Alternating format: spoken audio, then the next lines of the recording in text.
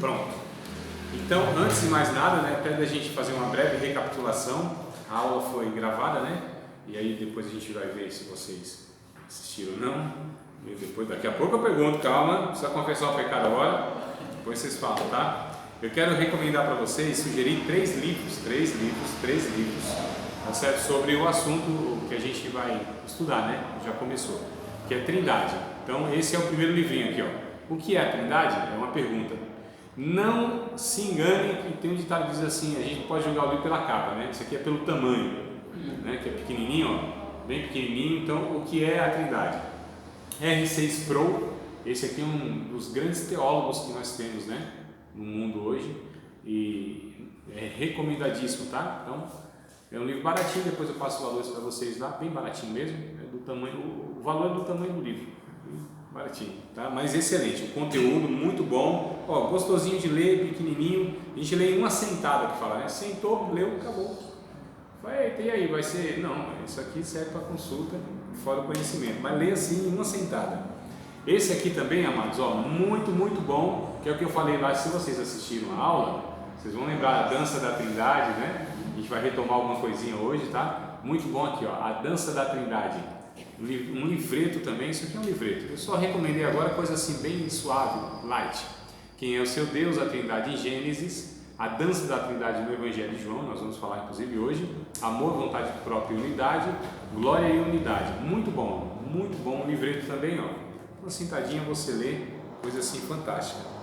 Esse aqui, o autor não é tão conhecido quanto esses outros dois, mas é um conteúdo muito bom. A Trindade, as Escrituras e a função do teólogo, né? A Trindade, as Escrituras e a função do teólogo. Kevin Van Hooser, também esse autor aqui, um dos melhores que nós temos, tá certo? Hoje no mundo, contribuições para uma teologia evangélica. Esse aqui também, muito bom, esse aqui já tem que dar umas 3 sentadinhas para ler. O Deus Trino e Uno do Evangelho, Sagradas Escrituras, para que servem os teólogos, né? Então são os 3 capítulozinhos, ó, 3 capítulos também, um negócio bem tranquilo de ler. Então, amados, tentem adquirir, tá? Aos pouquinhos, eu vou passar lá no grupo depois, os valores, coisa muito acessível, né? Talvez de todas essas matérias que eu dei até agora, esses livros são os mais baratinhos assim que eu encontrei para recomendar para vocês. Tudo bem, queridos? Vocês assistiram mesmo a aula, aquela aula introdutória? Assistiram? Alguma dúvida, alguma pergunta? Quer fazer algum comentário? A gente prossegue de algum ponto lá que vocês de repente anotaram, acharam interessante? Foi esclarecedor que, como um rapaz que comentou no vídeo, abordou só o tema daquilo que a gente já aceitava, que a gente conhece, aceitando a ideia da Trindade, do Pai, do Filho e do Espírito Santo. Então, não tem muito o que questionar.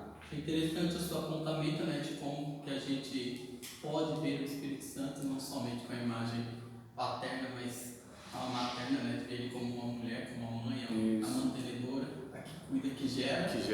Muito interessante. Família, né? A família ali, né? Gera verdadeiramente uma família. Deus é uma família, né? O pai, a mãe e o filho. Isso, é o que constitui a família, né? O casal. É claro, amados, quando a gente está falando a respeito de Deus, a gente faz essas comparações, a gente sabe que é uma coisa assim que não tem de fato como comparar, a gente vai aproximando, né? E falar que Deus é pai, o Espírito Santo é uma mãe e o Jesus é o filho, na mesma proporção, no mesmo sentido que nós, aí é forçar demais a barra, né? Não é isso, mas para a gente entender que Deus, a Trindade ou a triunidade é uma família, né? E quando Ele cria imagem e semelhança, Ele cria outra família. A gente não está falando só de família pai, mãe e filho, a gente está falando de família humana, raça humana. É isso que eu pontuei, né? Mas bem interessante, pode continuar, meu irmão. Diga aí. Como que você a respeito da família e a aceitação também de como nós podemos ver Deus, né? Que a gente fica imaginando como um ser humano, como um ser, né? Que ser é esse? Mas é um ser inalcançável, imaginável. E a Bíblia, como você deu vários exemplos lá, que ele se apresenta como teocentrismo. Não, esse é o homem, não sei. Teofania. Deus em várias que ele vem como anjo, como outras representações de Teofania, né? Que é a manifestação, né? É a manifestação de Deus. Deus de várias formas. Né? E ele se manifesta como um dialeto, né, como a linguagem do ser humano. Ele procura se aproximar ao máximo para que a gente venha entender. Então, eu acho que foi quarta, não foi, que eu falei que a Bíblia, ela é Deus falando em sotaque humano? Foi quarta agora? Não lembro. Foi no vídeo mesmo. No vídeo também. Não, que eu acho que eu também falei isso ontem. Sotaque. É interessante, né? Porque é a linguagem de Deus, mas falando para nos comunicar. Mas Deus, nossa, não tem como, irmãos. Nós, não é Ele em si, mas nós não temos capacidade, nós seres humanos, por mais brilhante, fantástico, erudito que fala, né? Sábio, inteligente, não tem como a gente compreender de fato esse ser monstruoso, infinito, eterno, criador. Não tem. É como um ser humano chegando diante de uma formiguinha, né? Até a questão, né? Não tem como essa compreensão plena de Deus, né? Deus, ele de fato, eu não sei se eu citei, mas eu queria mencionar Romanos capítulo de número 11, verso número 33 ao 36, não sei se no vídeo eu cheguei, lembra? Profundidade da riqueza, tanto da sabedoria de Deus quanto do conhecimento, né? Quão insondáveis são os seus pensamentos, quão inescrutáveis são os seus caminhos. São coisas que não dá para sondar, para chegar no fundo, para chegar no fim, né? Deus não é delimitado por nós, a gente não consegue enquadrar Deus. A gente só sabe de Deus aquilo que Ele decide se revelar a nós. Então, assim, é muito superficial. Deus é um mistério, né? Como eu disse, né? Deus é um mistério, é uma incógnita, é uma interrogação, é uma charada, né? Então, a gente fica assim, amados, sempre surpreso quando a gente vai estudando a respeito desse ser a partir daquilo que foi revelado. E nós só sabemos de Deus aquilo que foi revelado, nada mais sabemos. E mesmo assim, aquilo que foi revelado é parte, mas é assim, é uma partícula, né? É uma faísquinha, né? É uma fagulha. 1 aos Coríntios, capítulo de número 13, verso de número 12, vocês me ajudem aí, acho que é isso mesmo, 13 e 12, vai 13 e 13 ou é 13 e 12? 1 aos Coríntios, né? Acho que é 13 e 12. Paulo vai dizer: em parte conhecemos, em parte profetizamos. Nós vemos agora como por um espelho em enigma, mas nós conheceremos como de fato nós somos conhecidos.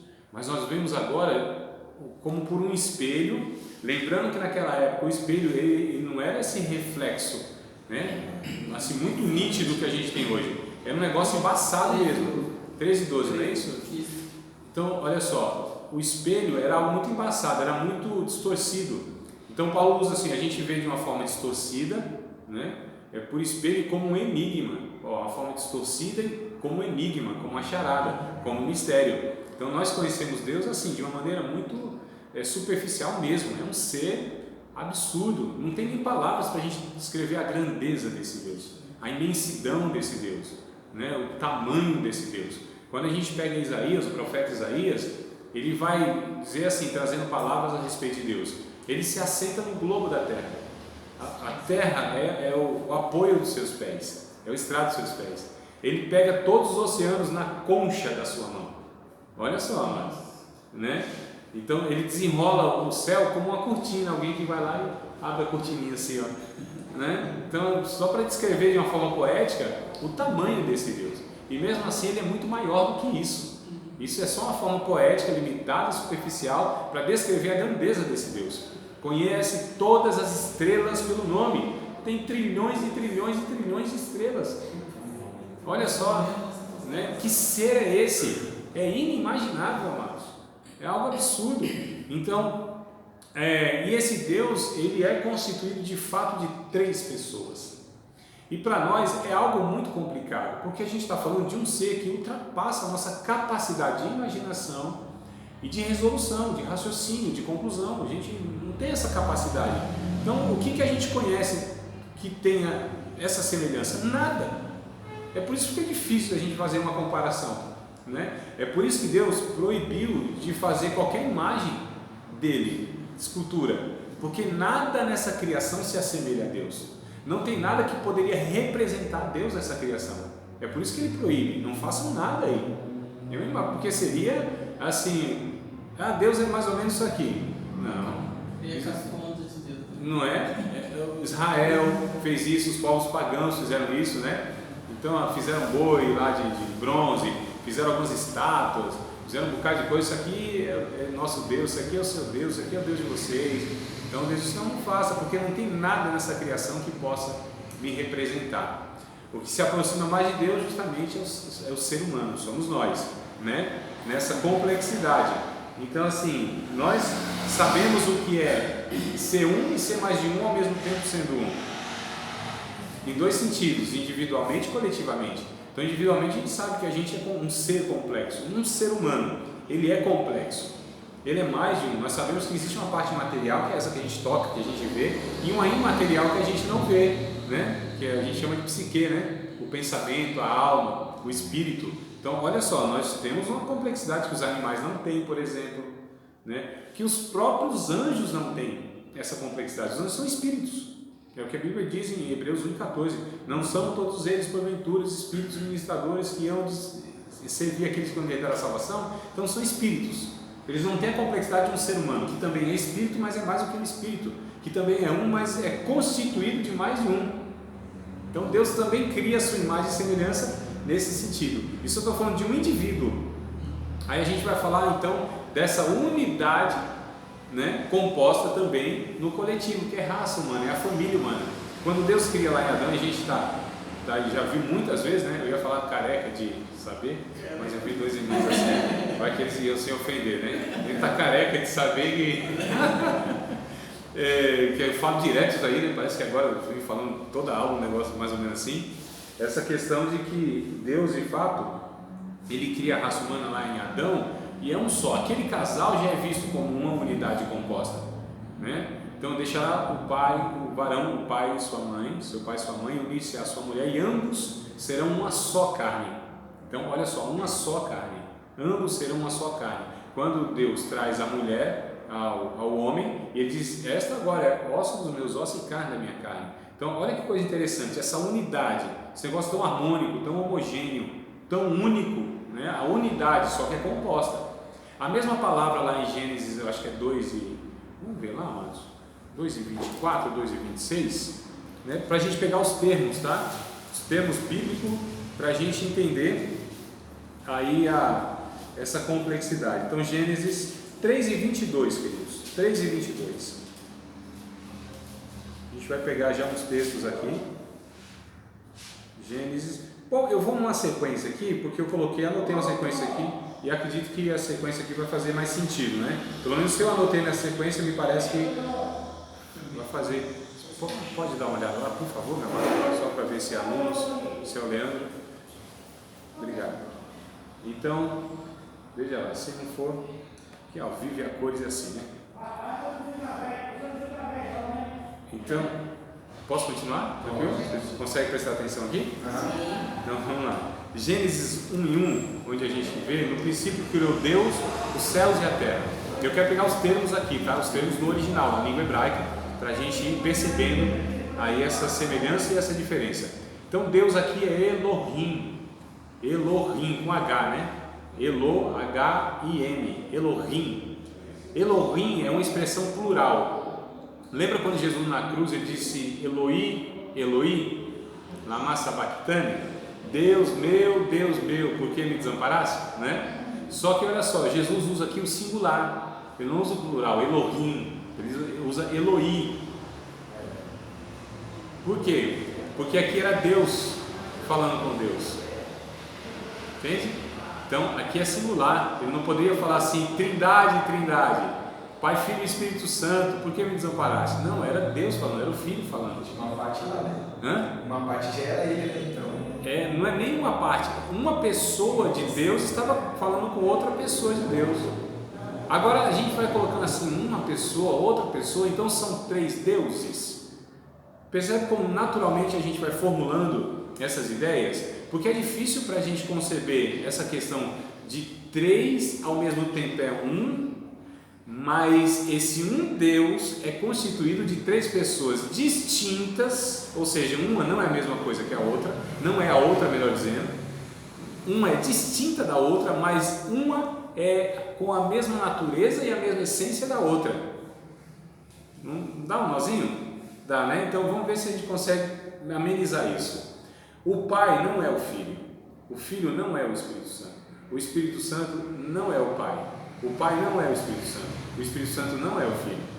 Cada um deles é uma pessoa, é distinta. Aqui nós temos 3 pessoas, porém o Pai é Deus, o Filho é Deus e o Espírito Santo é Deus. Fala, então são 3 deuses? Não, a Bíblia coloca que Deus é Pai, Filho e Espírito Santo. Deus não são Pai, Filho e Espírito Santo. Deus é. Percebe? Até os termos ficam meio estranhos. Até dói nos ouvidos, né? Então, a Trindade é Pai, Filho e Espírito Santo. Se fosse português, a gente tinha que falar assim: a Trindade são Pai, Filho e Espírito Santo. Porque a gente está falando de um plural, mas aqui a gente está falando de um Deus. E esse Deus, quem é esse Deus? Ele é manifesto em 3 pessoas. Essas 3 pessoas é Deus.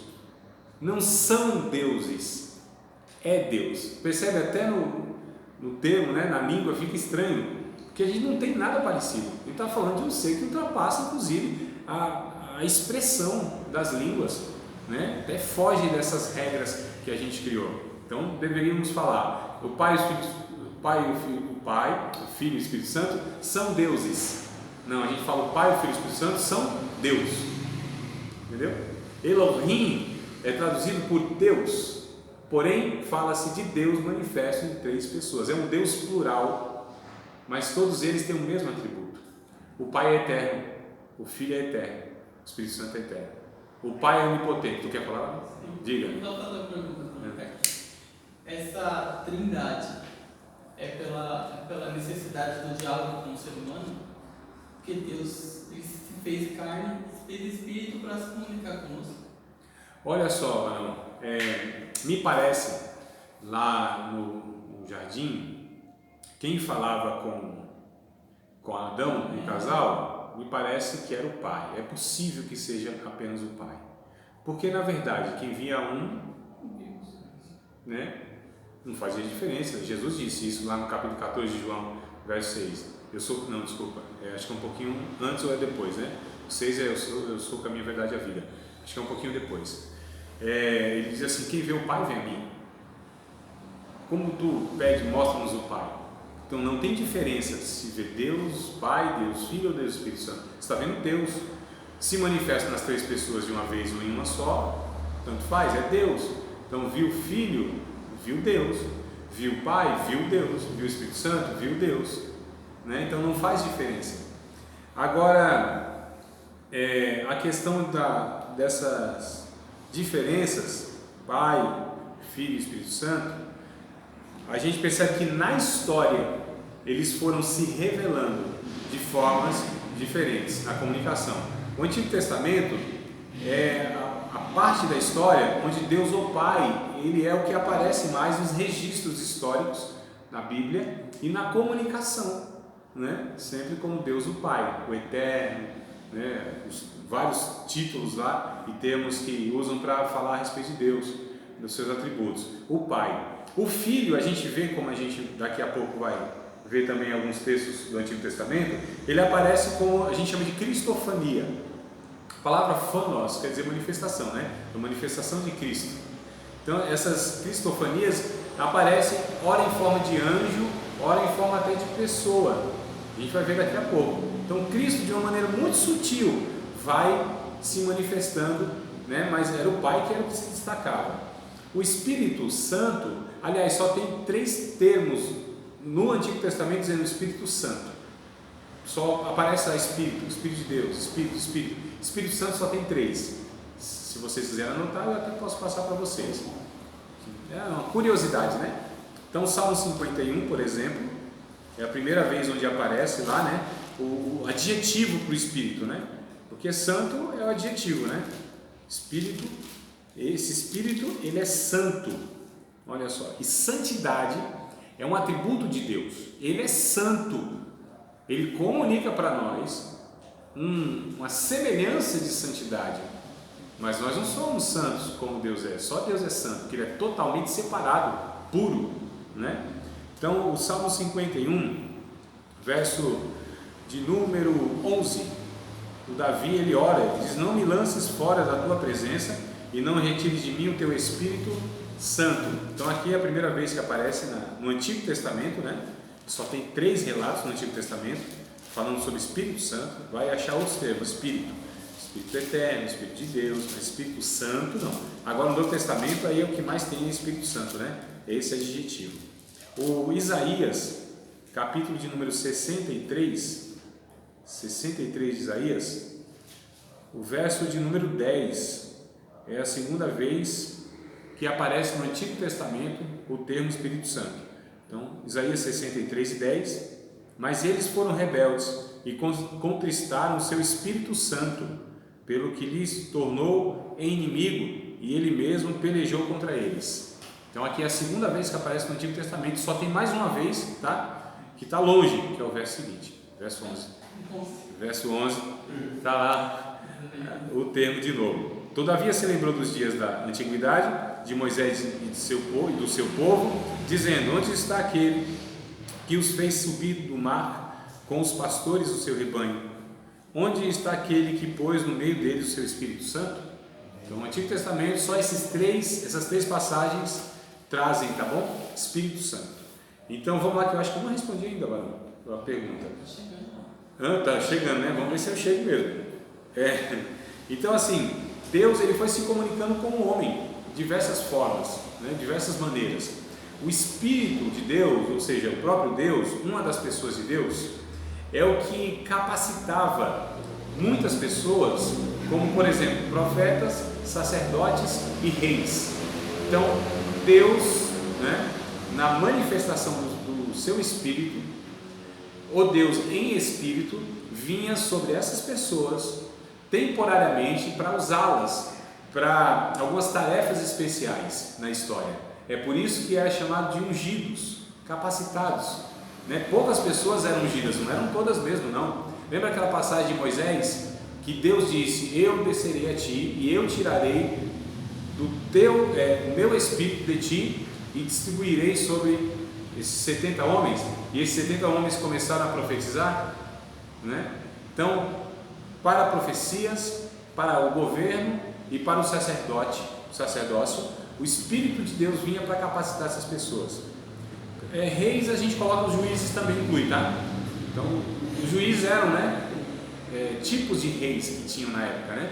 É que o rei, geralmente, ele governava sobre toda a nação, né? Depois teve a divisão, Reino do Sul e Reino do Norte, mas sobre toda a nação. Os juízes já eram bem locais, né? Eram as tribos. Então, uma tribuzinha aqui se levantava um juiz, outra tribo ali se levantava outro juiz, né? Não era a nação toda, mas os juízes são um tipo de rei, e aí o Espírito também vinha. Eu acho que o exemplo mais clássico que a gente tem no juízo é o Sansão.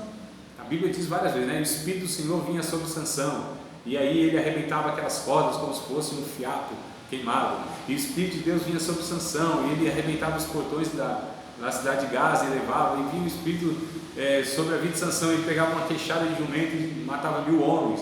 Então olha aqui a expressão: o Espírito Santo vinha, né? Capacitava temporariamente. É por isso que o Davi, sabendo disso, ele ora depois que pega: Senhor, não retires de mim o teu Espírito Santo. Ele sabia que o Espírito Santo vinha sobre a minha pessoa, mas também poderia sair dessa pessoa, como foi o caso de Saul. Aliás, como foi o próprio caso de Sansão.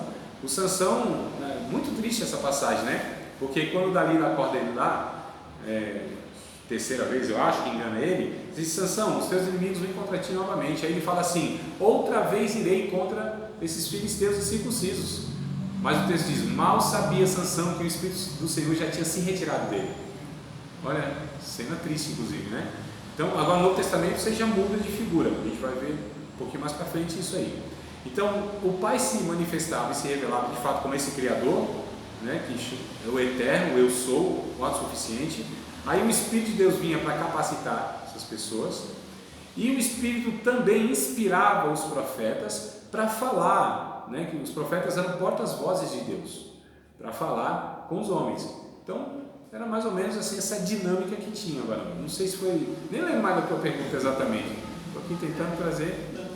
Esse aspecto da Trindade foi mais pela comunicação do homem e pela história disso. Deus, né, se relaciona com Deus, depois vem o Espírito e Jesus complementa algo. É só para a gente entender, irmão, não é que foi assim, mas assim, para a gente entender, o Antigo Testamento é a dispensação do Pai. O Novo Testamento é a dispensação do Espírito, do Filho. E a era da igreja, a época da igreja, é a dispensação do Espírito. Não quer dizer que o Pai fez o trabalho lá no Antigo Testamento, aí deu baixa na carteira, se aposentou e veio o filho, né? 33 anos, 33, naquele tempo podia se aposentar com 33, hoje já não mais. Então, e aí depois Jesus sobe ao céu e viu o Espírito, e agora o Espírito Santo está fazendo tudo aqui. Não, a Trindade sempre trabalhou em todo o tempo juntos. Agora essa manifestação histórica, essa manifestação mais contundente, aí a gente vê no Antigo Testamento o Pai se destacando, o Filho no Novo Testamento, inclusive em forma humana, né? E depois o Espírito é onde age na igreja, né? Mas os três sempre fazem tudo juntos, são harmônicos, não tem essa questão que um faz uma coisa e o outro faz outra, não, os três fazem juntos, tudo que se faz junto, porque é um só Deus, a decisão é uma só. Agora quem vai fazer o que, aí eles combinam entre si lá, né? E eles cooperam entre si e eles glorificam um ao outro. É muito interessante isso, não sei se eu já falei isso para vocês em outra ocasião ou na aula passada, que por exemplo, o Pai glorifica o Filho, o Filho por sua vez, tantos milagres, tanta coisa que faz, glorifica o Pai, e o Espírito Santo é enviado para glorificar o Filho, que por sua vez glorifica o Pai, que por sua vez glorifica o Filho, que por sua vez envia o Espírito. Olha que coisa harmoniosa, perfeita, né, irmão? É essa dança, é por isso que a gente falou a dança da Trindade. O que é a dança? A ciranda, né? Lembra do vídeo? Na ciranda. O que é a ciranda? É esse movimento aqui, ó. A ciranda de roda que tinha, né? No Nordeste. Então a ciranda é isso aqui, ó. Só que, ora, vê assim, ó, quem está na frente? O Pai. Aí eles dançam, o Filho, o Espírito. Cada hora um aparece, mas são os três que estão ali. É lógico que é poética a questão de dança, né? Até para designar um estado que a Trindade estava antes de todas as coisas, lá na eternidade. De festa, de perfeição, de alegria. Eles se bastavam. Era uma família completa, um Deus completo. Não precisava de nada, pleno. Né? Só para a gente entender poeticamente, só em linguagem poética, não? Só. Porque se pegar literalidade, conceito, não dá. A linguagem poética se aproxima um pouquinho mais, mas ainda fica muito distante daquilo que de fato é, porque nós estamos tratando de Deus, não é da criação, não é dos anjos, não são dos anjos, é de Deus. Sim. Só uma coisa assim na cabecinha. Quando Deus ele se esvazia, né, de todo o poder dele, se transforma na gente, assim. Eu fiquei pensando naquela expressão lá da gente adulto e ele se transformando, né? O gigante se transformando numa formiga. Então, ali mostra que a formiga é bem diferente de um gigante. Aí, de um ser humano, né? De um ser humano, né? Então, da distância. É tudo, né? Para nós perceber também a comparação, não tem como se comparar a Deus. Aí ele se esvaziou todo ele para se transformar na gente. Isso. Mas quando ele sobe em forma de homem. Vamos lá falar sobre isso aí, que eu acho interessante, Barão? Que ótima observação, excelente observação. Existem opiniões de pessoas sérias, inclusive, tá? Senadores bem sérios, como o Augusto Nicodemos, eu considero um cara sério. E outro aí, eu não vou falar o nome, mas é muito sério. É porque ele fala algumas besteiras, né, de vez em quando. Começou a falar besteira, mas um homem assim que foi por 20, 30 anos assim, uma referência no mundo sobre teologia. Então, o que eles dizem? Que Jesus hoje, como ele está hoje no céu. Isso é um pensamento, tá, irmãos? Não tem nada diretamente para falar isso. Pega alguns versículos, eu acho que faz até sentido. Diz o seguinte, aliás, nós vamos pegar dois versículos, né? Que é um em Zacarias, ou se vocês quiserem até aí anotar, um em Zacarias e outro em Apocalipse. Então, lá em Zacarias, que é capítulo de número 13, vamos conferir aqui. 13, exatamente. Capítulo de número 13, versículo de número 6, em Apocalipse, capítulo de número 5, são esses dois textos aqui que eu acredito que são textos para dar uma certa referência, amados. Uma certa referência. Não aceite tudo de pronto, não ache que é assim mesmo, mas também não rejeite não de pronto. Depois vocês pensam direitinho, lê o texto 200 vezes cada um, para ver se faz sentido ou não o que eu vou afirmar, pegando inclusive esses textos, tá? Ou se é uma forçação hermenêutica. Então, Zacarias 13 e 6, Apocalipse capítulo de número 5, verso 6 também. Então, 13, 6, 5 e 6, Zacarias e Apocalipse. Vamos para o Zacarias primeiro, olha só. Alguns inclusive acreditam que essa frase vai ser falada por Jesus quando vir lá no Armagedon, lá no final da história humana, né, para livrar o povo de Israel dos inimigos. Então Jesus vem, isso aí eu estou falando lá no final de Apocalipse, lá pelo capítulo, sei lá, 19, alguma coisa assim. E aí Jesus vem, desce o Monte das Oliveiras, ela se fende em duas partes. Então ele vai para livrar o povo de Israel porque ele está cercado dos inimigos de exército, né? Isso aí lá no final da história humana. E aí olham para Jesus, Jesus se encontra com os judeus, né? Com esse povo que foi os séculos e séculos aí escolhido por Deus para revelar o próprio Filho. E aí olham para Jesus ensanguentado, salpicado de sangue pela batalha inclusive, e olham as marcas nas palmas de Jesus e pergunta: Senhor, que feridas são essas nas tuas mãos? E ele vai responder para os judeus: essas feridas foram as feridas que fui ferido na casa dos meus amigos. Aí eles vão reconhecer que eles crucificaram Jesus lá atrás, cairão de joelhos e o adorarão, reconhecendo que de fato ele foi o Cristo, o Filho de Deus, o próprio Deus, que morreu lá na cruz do Calvário, que eles não reconheceram há milhares de anos lá atrás. É o que está escrito. Se alguém me disser: que feridas são essas nas tuas mãos? Dirá ele: são as feridas com que fui ferido em casa dos seus amigos. Então afirmam que como tá? Não tá diferente, né? Não, mas aqui na nova linguagem de hoje tá bem diferente. Peito. Tá bem diferente, né? As feridas no seu peito, né? Ao invés de nas mãos. Tá bem diferente. Olha só, então só pra gente, vamos ver se a gente consegue acompanhar o raciocínio, amados. Então, alguns afirmam que Jesus no céu continua com as marcas, as feridas. Ele subiu ao céu, lógico, não com aquele corpo que tinha, mesmo porque depois da ressurreição parece que Jesus tem um corpo diferente do que tinha, porque ele ultrapassa a parede, ao mesmo tempo se alimenta, mas ultrapassa a parede. Como que é esse negócio? É um negócio, tá vendo como já fica uma coisa bem complicada da gente entender, né? Está fugindo aqui de toda a normalidade, a naturalidade, a capacidade de raciocínio, irmãos. Da natureza, da física, da lógica, de tudo, né? E aí o Apocalipse capítulo 5, verso 6, João, ele tem uma visão, no verso 6 ele diz assim: e olhei, e eis que estava no meio do trono e dos 4 animais viventes, e entre os anciãos um cordeiro como havido sido morto, e tinha 7 pontas, como havido sido morto, ou seja, como se tivesse sido imolado. Como está aí, Douglas? Está diferente? Sido oferecido em sacrifício. Isso. Esse cordeiro representa o próprio Jesus. Então João tem a visão de Jesus.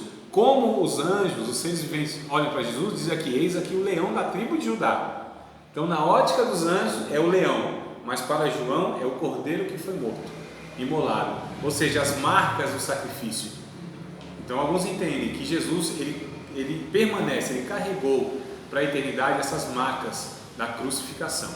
Outros ainda entendem, quer dizer, os mesmos que entendem isso também dizem que Jesus carrega a dupla natureza e a condição humana também, para nos representar diante de Deus. Ele decidiu autolimitar-se, olha só, estou falando de pensamentos, tá? Autolimitar-se como ser humano, para que ele nos representasse e para que ele de fato carregasse essa humanidade nele, lá na eternidade. Então Jesus continua com a dupla natureza? Alguns pensam que sim, ele carrega tanto a divindade nele como a humanidade. Aí me pergunta, como isso se explica? Não se explica, simplesmente não se explica. Explica a trindade? Não tem como. Explica a dupla natureza de Jesus? Não tem como. Como que a gente explica a origem do mal? Também não tem como. Tem coisas que não são explicáveis. Difícil. Tá bom, amado? Então, só para a gente entender, é possível que Jesus no céu, então ele tem aí ele decidiu autolimitar-se, Tem um pensamento que é assim, amados. O que Jesus, se não seria, Jesus, né, Deus se esvazia da sua divindade, vem, assume a forma humana, sofre fome, frio, tudo quanto é coisa que a gente sofre aqui, só não peca. Mas assim, as limitações, as dificuldades, sono, cansaço, morto inclusive e tudo mais. E aí passa aqueles 50 dias aqui, sobe ao céu como Deus e está de boa, né? Outros não pensam assim, pensam de fato que ele escolheu, ele autolimitou-se. E aí dizem que é mais ou menos assim, como que como que uma pessoa diante de um cego quisesse se identificar com esse cego, se colocar no lugar dele exatamente. O que ele poderia fazer? Furar seus olhos, né? Mas tem outra forma, que eu acho que é mais difícil ainda, que é fechar os olhos e ficar com os olhos fechados o resto da vida, para se identificar com aquele cego. A qualquer momento ele pode abrir se quiser, mas ele decide não abrir. Ele tem poder para fazer isso. Não é que ele ficou cego, mas ele fecha os seus olhos para se identificar com outro cego. Então Jesus no céu carrega a humanidade, ele decidiu fechar os seus olhos. Ele pode abrir os olhos, ele tem poder, ele é Deus, sim, continua sendo, mas ele decidiu carregar consigo essa humanidade. E aliás, a Bíblia diz que é na humanidade de Jesus que nós somos salvos. Nós não somos salvos por Deus, pelo Cristo, melhor dizendo. Nós somos salvos pelo Jesus. Jesus humano, não Cristo Deus. 1 Timóteo 2 e 5, né? Há um só Deus, há um só mediador entre Deus e os homens, Jesus Cristo, vírgula, homem. Olha só, Jesus Cristo, homem. Não está escrito lá? 1 Timóteo 2 e 15, eu falei, né? 2 e 15? Não, 2 e 5, irmãos. 1 Timóteo 2 e 5. Porque há um só Deus, um só mediador, Deus dos homens, Jesus Cristo, vírgula, homem. Esquece da vírgula não é? Então olha só, nós somos salvos pelo humano Jesus. E em Jesus, Deus está criando uma nova humanidade, que eu acho que foi a quarta que eu falei aqui, não é isso? Uma nova humanidade. Os que estão em Cristo é nova criação. As coisas velhas passaram, tudo vai se fazendo novo. Então, essa é a ideia que alguns têm a respeito desses pontos aí que vocês questionaram. Eu acho que faz sentido. Para mim faz um certo sentido. Faz sentido que ele decidiu ficar do tamanho da gente, nos representando verdadeiramente como um pastor, né? Ali, né? Seguindo as ovelhas atrás, mas ele, se quiser voltar ao que ele era, né? Sim. E ele não deixou de ser Deus. É isso, não, voltar. Ele nunca deixou de ser Deus. Ele se esvazia, o que vai dizer Filipenses capítulo 2, a partir do verso 5 e diante, né? Vai dizer que ele se esvazia dos seus atributos, ou seja, da sua onipotência, da sua onipresença, da sua onisciência. Ele se esvazia disso. Ele não é mais em Jesus, ele não usa mais, né? Não aproveita e a Bíblia diz, ele não teve por direito seu ser igual a Deus, antes aniquilou-se, esvaziou-se de si mesmo, fazendo-se em forma humana, em forma de servo. Olha que coisa interessante. Então ele se aniquila nesse sentido que ele não usa mais esses atributos, ele se torna um humano aqui, e o Espírito de Deus é aqui o capacita, que o unge.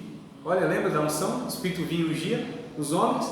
Unge Jesus de Nazaré para pregar boas novas aos mansos, restaurar os contritos de coração, apregoar a liberdade dos cativos, a abertura de prisão aos presos e apregoar o ano aceitável do Senhor. Então ele é ungido de Deus, ele é o Cristo, ele é aquele que experimenta, o ser humano que experimenta a plenitude do Espírito Santo, irmãos. Ele experimenta a plenitude do Espírito Santo, cheio de amor, cheio de sabedoria. Ele, aqui no capítulo 11 de Isaías, eu acho interessante a gente ler esse texto, porque estava aqui, está aqui nesse texto, melhor dizendo, né? Estava em Jesus esse cumprimento, essa plenitude aqui. Isaías capítulo de número 11, versículo de número 1 e versículo de número 2. Isaías 11, 1 e 2.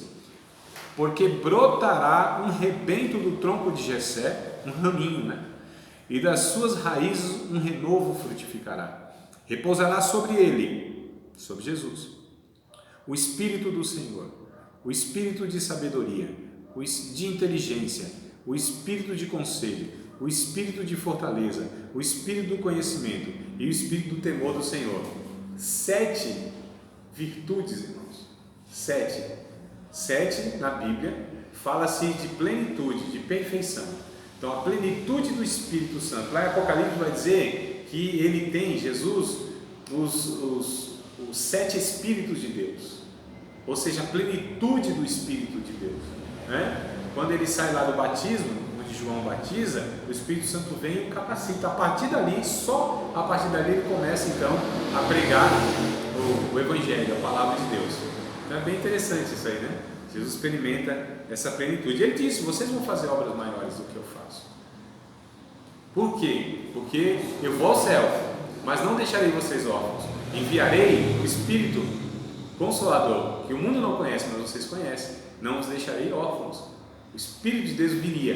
Ele disse: o Espírito, João 14 e 27, vai dizer que o Espírito fará lembrar tudo quanto eu falei. Espírito Santo, né? Aí vem esse Espírito Santo, ele vem fazer o que, irmão? Aplicar. Olha só, ele vem aplicar a obra que Jesus executou lá na cruz do Calvário, que por sua vez foi enviado pelo Pai. Olha o trabalho aqui da Trindade no processo do resgate da humanidade, né? Então, o que o Espírito Santo, o que Jesus disse a respeito do Espírito? Ele vai me glorificar, ele me glorificará. Então, o que o Espírito Santo faz? Substitui Jesus? Não. Ele faz Jesus se tornar real em nossa vida, né? Ele gera em nós um novo homem, um novo ser humano, a imagem e semelhança de Jesus. Então o Espírito Santo vem e gera em mim. É um novo nascimento da água e do Espírito. E eu nasço em Cristo, sou gerado em Cristo. E aí me torno com Cristo da família de Deus agora. E pelo Espírito eu clamo: Abba, papai, Abba, pai. Porque agora, e só pelo Espírito, diz lá Paulo em 1 Coríntios capítulo 11, só pelo Espírito nós continuamos falando que Jesus é o Senhor. Oh, amados, a Bíblia ela é perfeita nas colocações, perfeita no ensino. Peguei o Antigo Testamento, Gênesis, Isaías, Zacarias, a gente foi lá para o Novo Testamento, para não sei aonde, fim da Bíblia, Apocalipse, voltamos aqui para João. Irmãos, é isso, a Bíblia ensina a Trindade desde sempre, né? Não tem um termo, como eu disse na aula passada introdutória, porque alguns questionam, esse termo Trindade não tem. A palavra Trindade, ela foi criada no quarto século, melhor dizendo, né? Para combater uma heresia lá chamada de modalismo ou unicismo. O que se aproxima muito hoje dessa doutrina são os Testemunhos de Jeová, a Igreja Voz da Verdade também, que eles não acreditam, eles são unicistas, né? Então, o unicismo ou modalismo, o que é o modalismo? É que Deus ele se apresenta em modos diferentes, é por isso que é modalismo.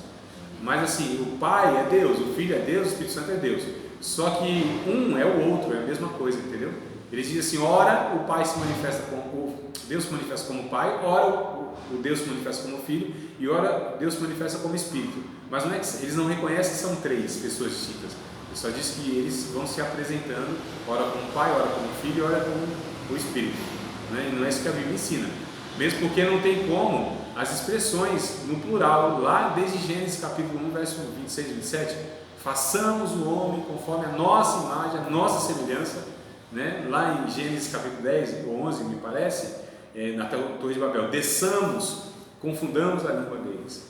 Aí Jesus ora na cruz: Deus meu, como assim? Se uma pessoa falando para si mesmo, não tem como se dirigir dessa forma, né? E aí Jesus ora diversas vezes, João capítulo 17, por exemplo, ora a Deus, né? Pai, glorifica, né, o teu nome e tal, aquela coisa toda, e um ora para o outro, este é meu filho amado em quem me compraz, e desce o Espírito como forma pórpura de uma pomba sobre o Filho, que a gente vê a Trindade, irmãos, não tem como, é claro, é muito claro, né? Então a gente falei sobre pericorese, inclusive, né, lá no vídeo, e eu queria então voltar na questão dos termos lá do Antigo Testamento. Tranquilo, não sei se deixei alguma resposta aí no caminho. Não, Tá? tranquilo. Vamos lá, Gênesis, capítulo número 1, verso 1, nós lemos, né? Que a palavra Elohim lá aparece, ou seja, essa ideia de pluralidade. 26 e 27 que eu citei, né? Façamos o homem segundo a nossa imagem, conforme a nossa semelhança. Gênesis, capítulo de número 3, bem interessante também esse termo aqui. O verso de número 22, deixa eu ver se é isso mesmo. 3 e 22 de Gênesis. Então disse o Senhor Deus: eis que o homem é como um de nós. Então olha só, um de nós, não é eu, não é como eu, né? Um de nós, sabendo bem e mal. Então aqui aparece a expressão também, Deus se referindo a ele como plural, nós. O capítulo de número 11 de Gênesis é o Torre de Babel, né? Versos 6 e 7, também aparece essa ideia de pluralidade. Então 11, 26 e 27 de Gênesis. 26 e 27. Viveu? Não é isso não, hein? Calma aí que eu comi bola aqui. É 6 e 7, não é 26 e 27 não. 6 e 7. Gênesis 11, verso 6 e verso número 7. E o Senhor disse: eis que o povo é um, e todos têm uma mesma língua, e isto é o que começam a fazer. E agora não haverá restrição para tudo que eles intentam fazer. Eia, desçamos e confundamos ali a língua, para que não entenda um a língua do outro. Ó, desçamos, confundamos. A gente vê sempre aqui o plural, né? Que é o termo Elohim, tá? E como eu disse lá no Novo